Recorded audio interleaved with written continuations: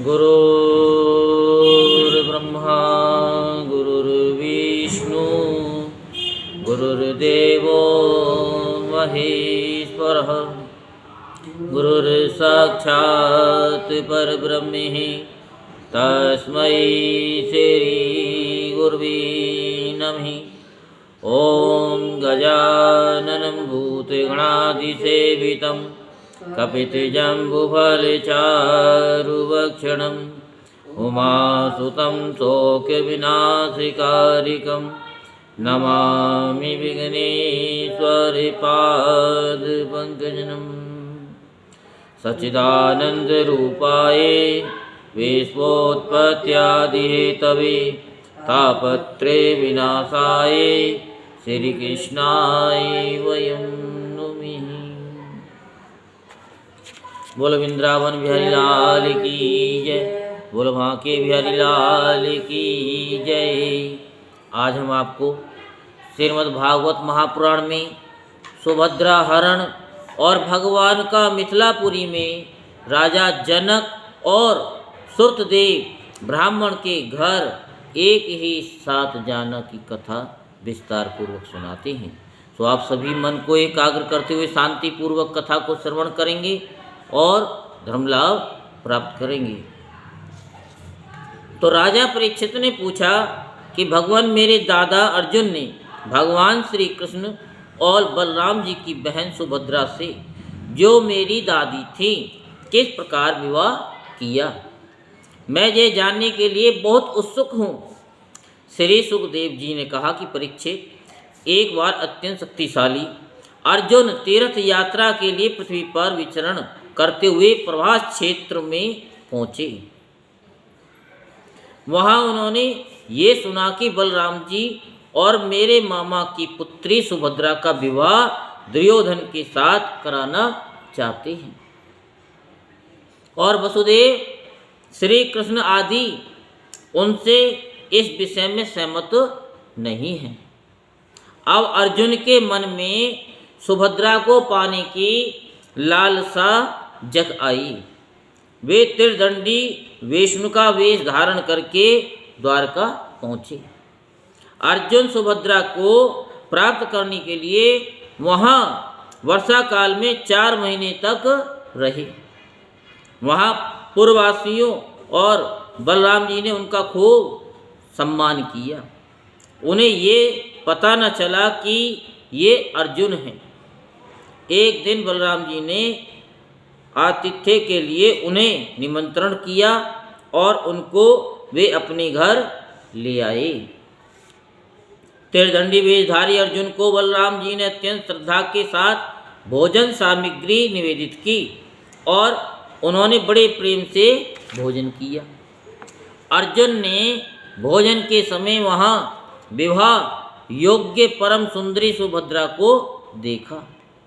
उसका सौंदर्य बड़े बड़े वीरों का मन हरने वाला था। अर्जुन के नेत्र प्रेम से प्रफुल्लित हो गए। उनका मन उसे पाने की आकांक्षा से क्षुब्ध हो गया और उन्होंने उसे पत्नी बनाने का दृढ़ निश्चय कर लिया। परीक्षित, तुम्हारे दादा अर्जुन भी बड़े ही सुंदर थे। उनके शरीर की गठन भावभंगी स्त्रियों का हृदय स्पर्श कर लेती थी। उन्हें देखकर सुभद्रा ने भी मन में उन्हीं को पति बनाने का निश्चय किया। वह तनिक मुस्कुराकर लचीली चितवन से उनकी ओर देखने लगी। उसने अपना हृदय उन्हें समर्पित कर दिया। अब अर्जुन केवल उसी का चिंतन करने लगे और इस बात का अवसर ढूंढने लगे कि इसे कब हर ले जाऊं। सुभद्रा को प्राप्त करने की उत्कट कामना से उनका चित्त चक्कर काटने लगा। उन्हें तनिक भी शांति नहीं मिलती थी।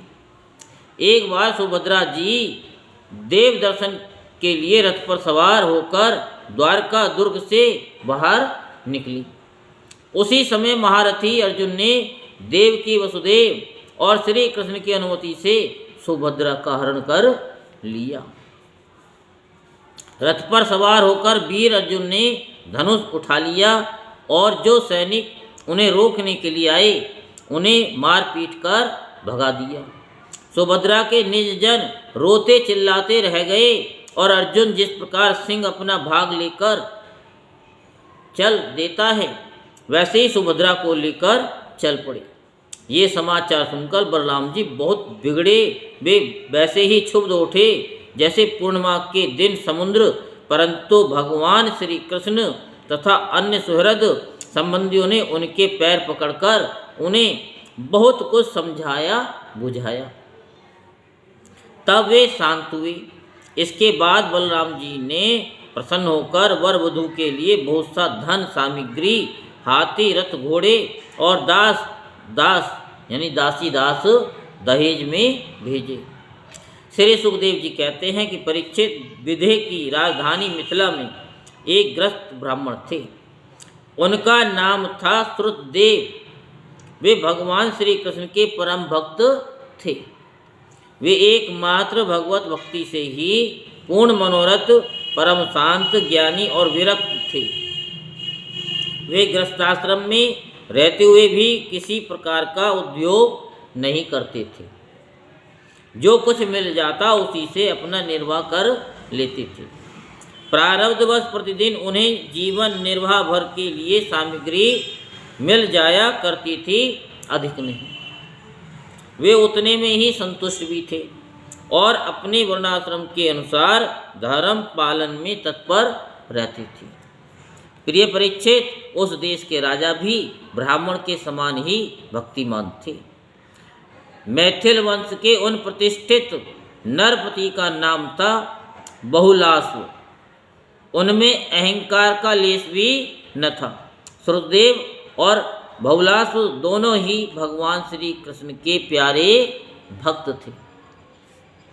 एक बार भगवान श्री कृष्ण ने उन दोनों पर प्रसन्न होकर दारुक से रथ मंगवाया और उस पर सवार होकर द्वारका से विदेह की ओर प्रस्थान किया। भगवान के साथ नारद, वामदेव, अत्रि, वेदव्यास, परशुराम, असित, आरुणि में सुखदेव, बृहस्पति, कण्व, मैत्रेय, च्यवन आदि ऋषि भी थे। परीक्षित, वे जहाँ जहाँ पहुँचते वहाँ के नर नारी यानी नागरिक और ग्रामवासी प्रजा पूजा की सामग्री लेकर उपस्थित होती। पूजा करने वालों को भगवान ऐसे जान पड़ते मानो ग्रहों के साथ साक्षात सूर्य नारायण उदय हो रहे हों। परीक्षित, उस यात्रा में अनर्थ, धन्व, कुरु, जांगल, कंक, मत्स्य, पांचाल, कुंती, मधु, केकय, कौशल, अर्ण आदि अनेक देशों के नर नारियों ने अपने नेत्र रूपी दोनों से भगवान श्री कृष्ण के उन्मत्त हास्य और प्रेम भरी चितवन से युक्त मुखारविंद के मकरंद रस का पान किया। त्रिलोक गुरु भगवान श्री कृष्ण के दर्शन से उन लोगों की अज्ञान दृष्टि नष्ट हो गई। प्रभु दर्शन करने वाले नर नारियों को अपनी दृष्टि से परम कल्याण और तत्व ज्ञान का दान करते चल रहे थे। स्थान स्थान पर मनुष्य और देवता भगवान की उस कीर्ति का गान करके सुनाते जो समस्त दिशाओं को उज्ज्वल बनाने वाली एवं समस्त अशुभों का विनाश करने वाली है।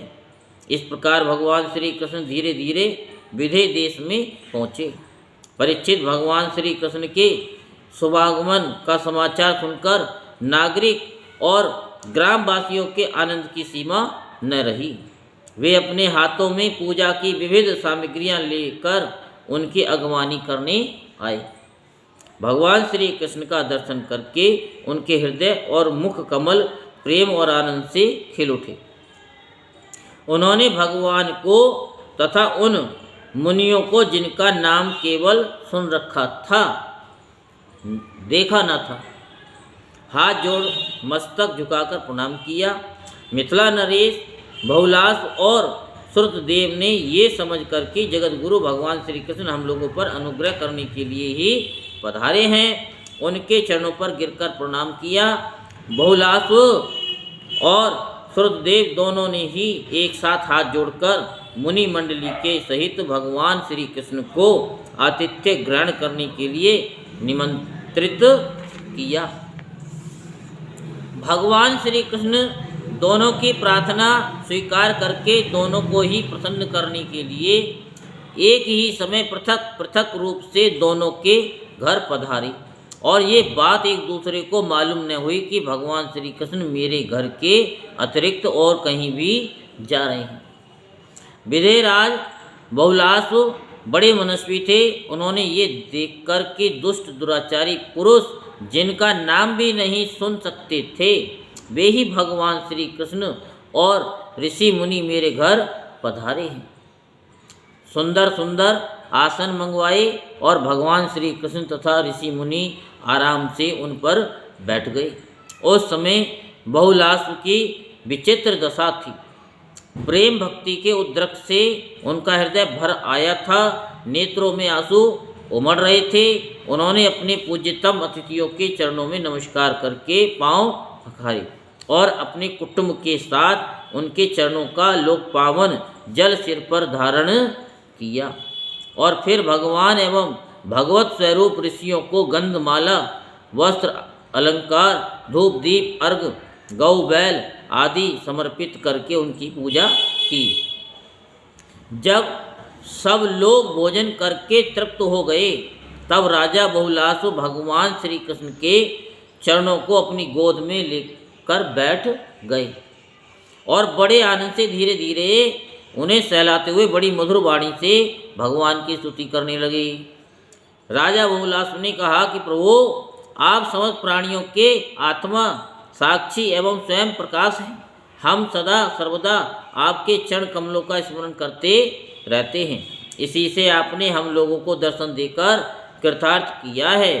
भगवान, आपके वचन हैं कि मेरा अनन्य प्रेमी भक्त मुझे अपने स्वरूप बलराम जी, अर्धांगिनी लक्ष्मी और पुत्र ब्रह्मा से भी बढ़कर प्रिय हैं। अपने उन वचनों को सत्य करने के लिए ही आपने हम लोगों को दर्शन दिया है। भला ऐसा कौन सा पुरुष है जो आपकी इस परम दयालुता और प्रेम परवशता को जानकर भी आपके चरण कमलों का परित्याग कर सके। प्रभु, जिन्होंने जगत की समस्त वस्तुओं का एवं शरीर आदि का भी मन से परित्याग कर दिया है, उन परम शांत मुनियों को आप अपने तक को दे डालते हैं। आपने यदुवंश में अवतार लेकर जन्म मृत्यु के चक्कर में पड़े हुए मनुष्यों को उससे मुक्त करने के लिए जगत में ऐसे विशुद्ध यश का विस्तार किया है जो त्रिलोकी के पाप ताप को शांत करने वाला है। प्रभु, आप अचिंत्य अनंत ऐश्वर्य और माधुर्य की निधि हैं।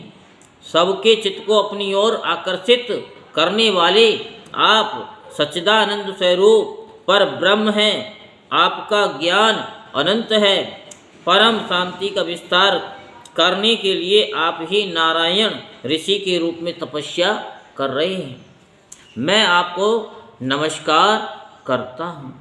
एक रस अनंत, आप कुछ दिनों तक मुनि मंडली के साथ हमारे यहाँ निवास कीजिए और अपने चरणों की धूल से इस निमि वंश को पवित्र कीजिए।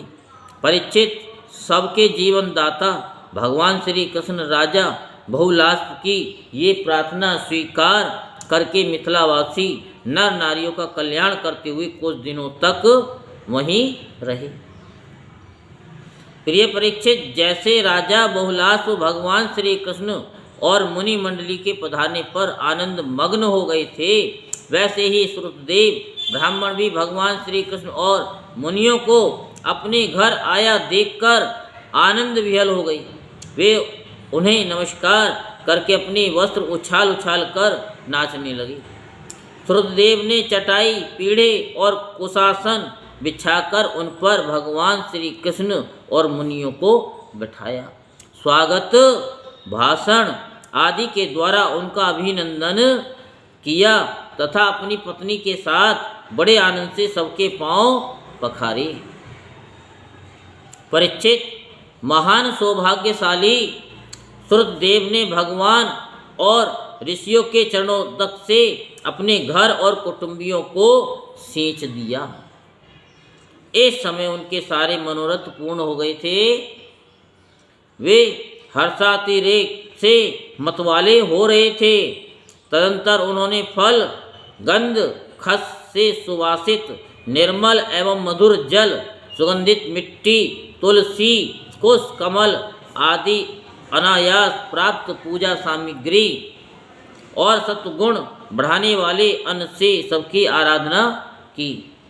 उस समय श्रुतदेव जी मन ही मन तर्कना करने लगे कि मैं तो घर गृहस्थी के अंधेरे कुएं में गिरा हुआ हूँ, अभागा हूँ। मुझे भगवान श्री कृष्ण और उनके निवास स्थान ऋषि मुनियों का, जिनके चरणों की धूल ही समस्त तीर्थों को तीर्थ बनाने वाली है, सुगमता कैसे प्राप्त हो गया, अर्थात समागम कैसे हो गया। जब सब लोग आतिथ्य स्वीकार करके आराम से बैठ गए, तब श्रुतदेव अपने स्त्री पुत्र तथा अन्य संबंधियों के साथ उनकी सेवा में उपस्थित हुए। वे भगवान श्री कृष्ण के चरण कमलों का स्पर्श करते हुए कहने लगे। श्रुतदेव ने कहा कि प्रभु, आप व्यक्त अव्यक्त रूप, प्रकृति और जीवों से परे पुरुषोत्तम हैं। मुझे आपने आज ही दर्शन दिया हो, ऐसी बात नहीं है। आप तो सभी से, सब लोगों से मिले हुए हैं। जब से आपने अपनी शक्तियों के द्वारा इस जगत की रचना करके आत्म सत्ता के रूप में इसमें प्रवेश किया है। जैसे सोया हुआ पुरुष सपन अवस्था में अविद्यावश मन ही मन सपन जगत की सृष्टि कर लेता है और उसमें स्वयं उपस्थित होकर अनेक रूपों में अनेक कर्म करता हुआ प्रतीत होता है, वैसे ही आपने अपने में ही अपनी माया से जगत की रचना कर ली है और अब इसमें प्रवेश करके अनेकों रूपों से प्रकाशित हो रहे हैं। जो लोग सर्वदा आपकी लीला कथा का श्रवण कीर्तन तथा आपकी प्रतिमाओं का अर्चन वंदन करते हैं और आपस में आपकी ही चर्चा करते हैं, उनका हृदय शुद्ध हो जाता है और आप उसमें प्रकाशित हो जाते हैं। जिन लोगों का चित्त लौकिक वैदिक आदि कर्मों की वासना से बहिर्मुख हो रहा है, उनके हृदय में रहने पर भी आप उनसे बहुत दूर हैं। किंतु जिन लोगों ने आपके गुणगान से अपने अंतःकरण को सद्गुण संपन्न बना लिया है, उनके लिए चित्तवृत्तियों से आग्रह होने पर भी आप अत्यंत निकट हैं। प्रभु, जो लोग आत्म तत्व को जानने वाले हैं, उनके आत्मा के रूप में ही आप स्थित हैं और जो शरीर आदि को ही अपना आत्मा मान बैठे हैं, उनके लिए आप अनात्मा को प्राप्त होने वाली मृत्यु के रूप में हैं। आप महतत्व आदि कार्य द्रव्य और प्रकृति रूप कारण के नियामक हैं, शासक हैं। आपकी माया आपकी अपनी दृष्टि पर पर्दा नहीं डाल सकती, किंतु उसने दूसरों को दृष्टि को ढक रखा है। आपको मैं नमस्कार करता हूँ। स्वयं प्रकाश प्रभु, हम आपके सेवक हैं। हमें आज्ञा दीजिए कि हम आपकी क्या सेवा करें। नेत्रों के द्वारा आपका दर्शन होने तक ही जीवों के कलेश रहते हैं। आपके दर्शन से ही समस्त कलेशों की परिसमाप्ति है। श्री सुखदेव जी कहते, परीक्षित, शरणागत भयहारी भगवान श्री कृष्ण ने श्रुतदेव की प्रार्थना सुनकर अपने हाथ से उनका हाथ पकड़ लिया और मुस्कुराते हुए कहा। तो भगवान श्री कृष्ण कहते हैं कि प्रिय श्रुतदेव, ये बड़े बड़े ऋषि मुनि तुम पर अनुग्रह करने के लिए ही यहाँ पधारे हैं। वे अपने चरण कमलों की धूल से लोगों को पवित्र करते हुए मेरे साथ विचरण कर रहे हैं। देवता, पुण्य क्षेत्र और तीर्थ आदि तो दर्शन, स्पर्श, अर्चन आदि के द्वारा धीरे धीरे बहुत दिनों में पवित्र करते हैं, परंतु संत पुरुष अपनी दृष्टि से ही सबको पवित्र कर देते हैं। यही नहीं, देवता आदि में जो पवित्र करने की शक्ति है वह भी उन संतों की दृष्टि से ही प्राप्त होती है। श्रुतदेव, जगत में ब्राह्मण जन्म से ही सब प्राणियों में श्रेष्ठ है। यदि वह तपस्या, विद्या, संतोष और मेरी उपासना, मेरी भक्ति से युक्त हो तो कहना ही क्या है। मुझे अपना ये चतुर्भुज रूप भी ब्राह्मणों की अपेक्षा अधिक प्रिय नहीं है, क्योंकि ब्राह्मण सर्व वेद में है और मैं सर्व देव में हूँ।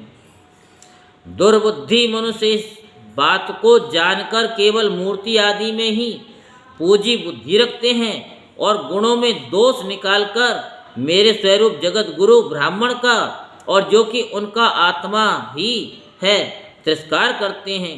ब्राह्मण मेरा साक्षात्कार करके अपने चित्त में ये निश्चय कर लेता है कि ये चराचर जगत, इसके संबंध की सारी भावनाएं और इसके कारण प्रकृति, महत्त्वादि सब के सब आत्म स्वरूप भगवान के ही रूप है।